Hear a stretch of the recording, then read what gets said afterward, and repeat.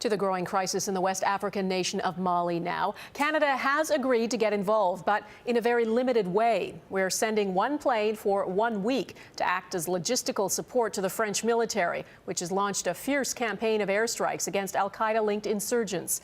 Despite the French attacks, the insurgents are gaining a foothold, inching their way closer to the capital of Mali, and the Red Cross is now warning of a humanitarian crisis there. Stuart Greer reports.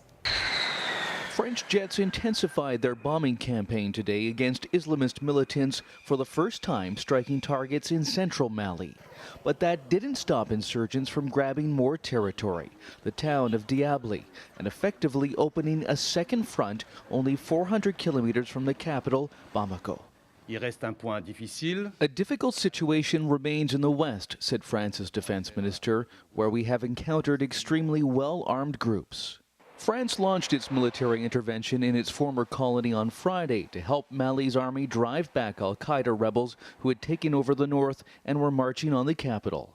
It's feared they could turn Mali into a terrorist state, a sanctuary to plan terrorist strikes on the west.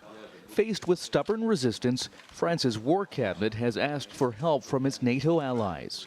So today, Canada joined the U.S. and Britain in announcing logistical support, sending a C-17 heavy-lift transport aircraft. But the Prime Minister was clear it will not operate in a combat zone, and that no Canadian forces will be sent to fight the insurgents. I've granted that assistance for a period of 1 week. It is not our intention to see a direct Canadian military mission to Mali.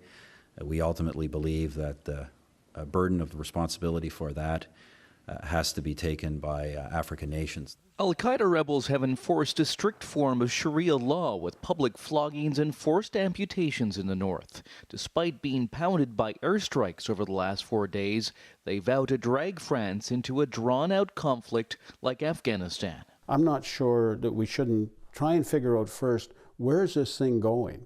And is it going to become a prolonged battle, which it should be if we're going to take out the al-Qaeda franchise guys? After saying its intervention would only last a few weeks, France will now deploy another 2,500 ground troops in the coming days. Stuart Greer, Global News.